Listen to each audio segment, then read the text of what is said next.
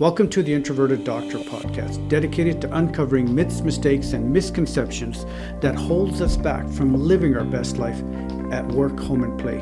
In each episode, I'll be focusing on different aspects of communication techniques, mindset, routines, habits, and behaviors, with the goal to show how to eliminate anxiety, trip-ups, and unwelcome results that comes from ineffective communications. Welcome back. I hope you are having a super day. This is the third part of the series, the 6 human needs, or as I refer to as the wheel of needs.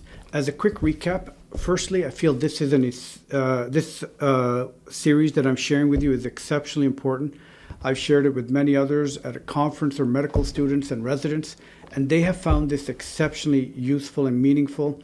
And the reason is because it helps people gain an incredible insight into human behavior and why people do what they do, but it also is a tremendous tool on how to help them. You know, the first episode I talked about was about the need for certainty and uncertainty and how that plays a role in our lives. The second episode was on the need for recognition and the need for love and connection, which is also important in our lives. Now, if you didn't listen to it, I really recommend you go back and take a listen to those episodes, because then this episode will be more powerful and more meaningful to you. I promise you this framework will transform you, and it will change the way you see yourself and the other people in your life, and it will greatly improve your understanding of human relationships and motivations. But in a nutshell, in terms of the first 2 needs, certainty and uncertainty or variety, we need to have a certain level of security in our health, our relationships, and our financial life, and that varies from person to person, how comfortable we are. The need for variety is the second need, which is also important in that we need to challenge our mental, emotional, and physical well-being as well. And that too can vary from person to person. The need for recognition or significance is something we all need, and we all need to meet this need, and we can meet this need in positive, negative, or neutral ways. And that applies to all the needs that I'm talking about. And the fourth need I talked about in the last episode also was the need for love and connection. And this need is how we connect with others and ourselves, whether it's our peers, family, or our partner. Now, this is a very highly simplified, quick overview, but let's talk about the next 2 needs, which consists of the needs to feel fulfilled and to thrive in our lives. I do want to say one other thing. You know, the 4 needs for certainty, variety, significance, love, and connection, they're called the survival needs or the needs of the personality. These needs are met by everyone to various degrees.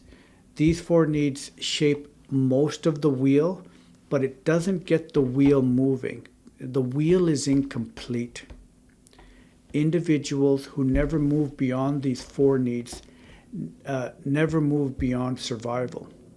We all know and have heard of individuals who have, who have been involved in self-destructive behavior and even committed suicide because they've met those 4 needs at a high level. And the reason they never went to, they never prospered or felt a greater level of joy of happiness is because they never understood or nurtured their need for growth and contribution. And that's what this episode is really going to focus on, is the need for growth and contribution. These next 2 needs gives a person's life meaning, and it extends it to a whole new level of fulfillment, joy, and happiness and realization. We all have experienced these needs at some level, even if it was brief and we were unaware of it. You know, it just felt right. We knew we were connected, and we felt an inner harmony and joy, and there was some level of growth and contribution in it. So without further ado, I'm going to jump into the 5th need, which is the need for growth, which can also be looked at the need to feel challenged. You know, growth is a necessary experience of life, And it's intrinsic in all of us. We all want to expand and explore our experiences, our feelings, and abilities. When we are growing, we are in moments of energy, stimulation, with the sense of verve presence. If you reflect on something in your life that you love, get enthusiastic about, or proud of, I'm willing to bet it has a strong element of growth in it. Think about something that you really care about. I guarantee you it has an element of growth in it. That's why people enjoy gardening, doing crafts, creating works of art, raising children, watching a building being constructed. People who are managing their own well-being during this pandemic are harnessing this need for growth because they know that this is a time to learn and grow. They're either doing a hobby or they're learning a new skill set. They're not being idle in this respect, and they're able to manage the uncertainty of this time better than people who are not growing or contributing. Now, being creative breeds energy, life, and momentum. Inspirational goals and challenges gives us a sense of purpose to express and discover. As humans, we've all had this sense of exploration in our life, whether it's discovering, experiencing different cultures, improving our health, spiritual convictions, or seeking to travel other worlds and well, not galaxies, but just that exploration. Well, some people have explored beyond the world, but those are the astronauts. But if we're not challenged or have goals for ourselves, we exist in a dormant, uninspired presence. Growth inherently has a life energy presence that allows us to move beyond what we are seeing and experiencing in the present moment. Being challenged is so important that even when people have had major surgeries, we get them up and moving around. If they don't, they're going to be unhealthy. And we discovered that over time, that the best people were the ones that were moving, even if they've had a hip replacement or even had a major heart transplant. People who are bored don't have regular elements of growth in their life. We all need inspiring goals to strive for. When this is not part of your regular life, we feel slow and unmotivated. Take a moment to pause and ask yourself, what activities inspire you or excite you? Write it down. In fact, that's why journaling routinely is so helpful. That activity of writing and inspires you to have a growth mindset and gets you more aware about what you're doing. And is there something that you really love to do, but you haven't been doing it? Maybe it's a time to revisit that. When growth occurs in a healthy manner, we are feeling our strongest and full of purpose. Striving for goals is necessary and vital in everybody's life. We all need to have a healthy level of being challenged. Otherwise, we become unmotivated, dull, rusty, and dusty. One of the most exciting times in my life was when I was learning new illusions, creating new ideas. I was learning how to choreograph light, sound, and routines to the illusions and effects that I was building. I was so full of vibrant energy that I had trouble sleeping because every day was full of new developments. Upon reflection, I realized that having inspirational learning on a consistent daily basis really gets me excited. It invigorates me. My day never feels complete if I haven't grown or learned something or done something new. And I'm willing to bet that you would feel the same way. It helps make the day look unique and exciting and wonderful when you have this growth element in it. And that's why I schedule it daily in some shape or form. And all the people who do well and are happy do this in some shape or form every day. This is a feeling that everyone can tap into if they gear the right level of inspirational and tangible challenges that is tailored to their own unique skill set or desires. That's what passion is all about, is growing. When we are challenged or growing, we are living in a whole new, a higher level plane of inspiration. You know, I've heard people tell me they don't necessarily believe this because they know people, that, their only growth goal seems to be growing their beer belly as they sit home and, they don't do anything. But I honestly believe people are not lazy. They're just uninspired or are inhibited by their fears that they haven't learned to overcome. They get deconditioned by themselves or by others on a consistent basis, not realizing that they can choose to change their focus at any second. Everyone gets excited about something, and that adds direct or indirect value to themselves or others. As well, the way we grow and improve evolves over time and in different phases in our lives. There are physical changes that occur from birth to adolescence to adulthood and then to old age. Our development of our emotional responses develops through different experiences and changes as we move from one life stage to the next. Often, individuals reminisce about their younger years when they're in college, when they were poor, uncertain, and they had very little stability about their current situation or future. However, they recall it as the best time of their lives. And the essential reason was that it had a high element of growth, and they were learning in every aspect. They were learning academically, emotionally, physically, and often even physically. Our interpretations of the challenges we have also affects the intensity that we wish to grow. If the experiences have been fulfilling, we may continue with that activity, and if they haven't been fulfilling, then we won't. In my world, I've seen physicians, nurses, and other healthcare providers find their professional life getting boring, and they're like they're punching a time clock. But the people who have joy and vitality are always talking, sharing what they're learning or experiencing.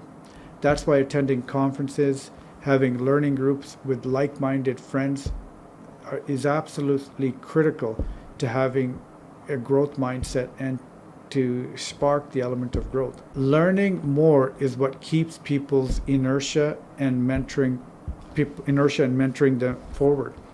It's critical to be surrounded or in contact with people who inspire you to do more and support your growth efforts, and for you to support theirs. Incorporating the habit of growth in some shape or form daily is critical to feeling happy and purposeful. Creating growth goals, short-term and long-term, helps fuel meaning in your life and others. It's a known fact that retiring can lead individuals to an early grave, but the ones that don't have the word retirement in their vocabulary continue to grow and thrive. That's why we see so many great champions of growth in the later years of life, because they have more time for personal development, community development, and aspirations. Growth also leads to the sixth and most important need that leads to happiness and fulfillment and meaning, and that is the need for contribution. The sixth need which is the second need of fulfillment, is contribution. They say if you want to be happy, make someone else happy. We all have inner aspirations to make our lives and others better.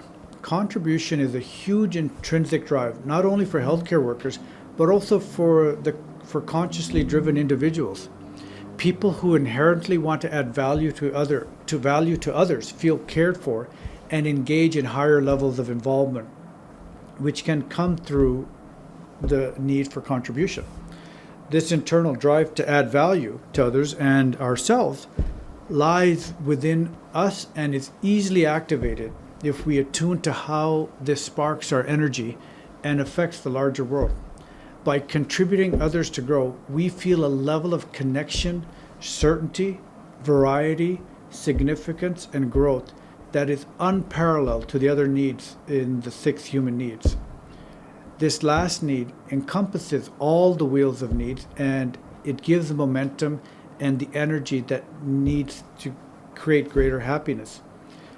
Human beings are at their finest when they're being challenged and contributing to themselves and beyond. Human beings must meet this need in some shape or form, whether it's by raising children, donating time or money to a cause, mentoring others, or even recycling bottles and paper products to protect the environment.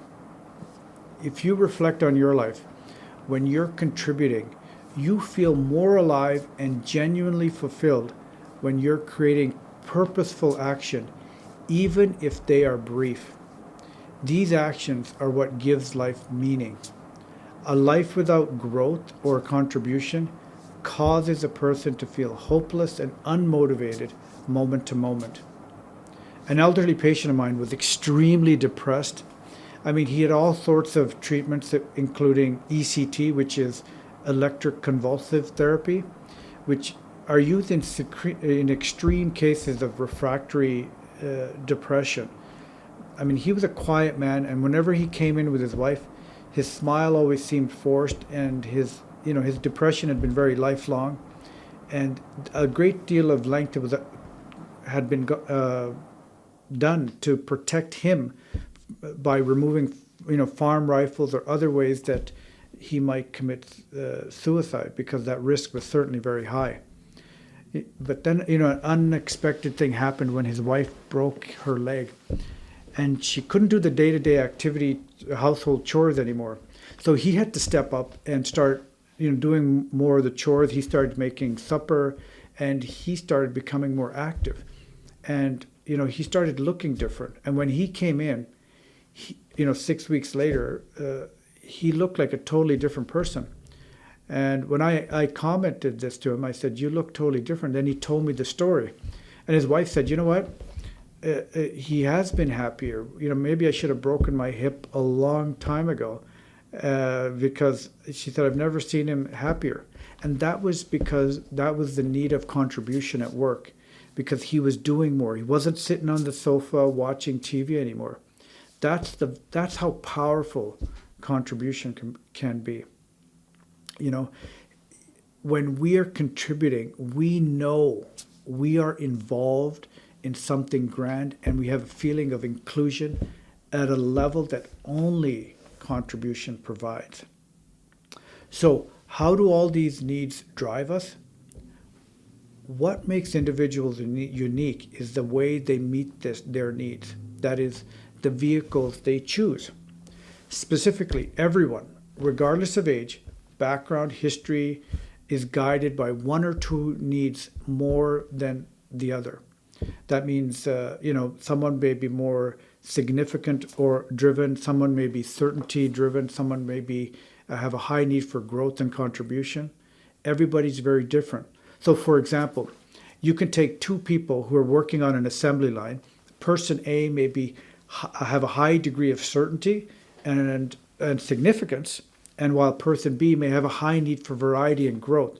So the person A may be saying, "You know what? I love this job. This is fantastic. I'm making money, and I'm moving these widgets. And this is great." Person B, on the other hand, has a high need for variety and saying, "Oh my gosh, this is so boring. I can't carry on doing the same thing day in, day out. I gotta quit." So, and he looks at person A and says, and he criticizes him and says, "Man, you must be crazy." Whether he says it or not depends. It depends, on the situation. But the person who has this high need for variety says, "You know what? I quit. I can't stay in this job anymore," because that's his need for variety. He said, "I'll figure a different way." Person A, on the other hand, might be saying, "Are you nuts? You're going to quit? How can you quit in this time of uncertainty, in this time when the economy is so bad?" And he thinks person B is different. And then that's when judgments start to happen. And that's because neither one of them really understood that they have different need structures. So we all have different needs and we have different priorities. And there's usually one or two needs that show up more than the other. And that's something that is useful for you to think about. And there's a questionnaire to help with that need. And that'll also be on the website, which you can do and reflect on yourself. Or you can even, you may even be able to figure out that on your own. Having different need structures, it's not that they're bad or irrational. They're just different. And everybody meets it in a different way. So in the example that I gave you, if either worker didn't understand human needs psychology, they would both walk away judging each other and thinking both parties are ignorant and both parties are reckless or careless because they just don't understand the human needs psychology. But if they understood it, both of them could come away from a place of understanding that, it's not that we're bad, we're just, or he's bad or she's bad, we're just different in terms of the way we are internally meet our needs. So what I really recommend, in the next week or so, looking at the people around you, think about yourself, think about what need structure you have, what is, influencing your actions, and how do you work? Are you a highly growth-driven person, contribution? Could you add that more into your life? Is there, so it's really, that's the best way to make use of this information. In the next episode, I'll share with you the 6 human needs and how it can be used to change a habit and how it is greatly used in terms of how it influences relationships. I have a profound story that really illustrates this example, and I'll share that with you in the next episode. I hope this podcast served you in some way, and if you've enjoyed listening to this podcast, please share it with others. And you can go to the website, theintroverteddoctor.com, and you can subscribe to the weekly email, and I'll send you a reminder of what each episode is about for that day or that week. I'm Dr. Lalit Chawla, and thank you so much for listening. I hope you're going to have a great weekend and an awesome day, and have a great day. Thank you. Bye-bye.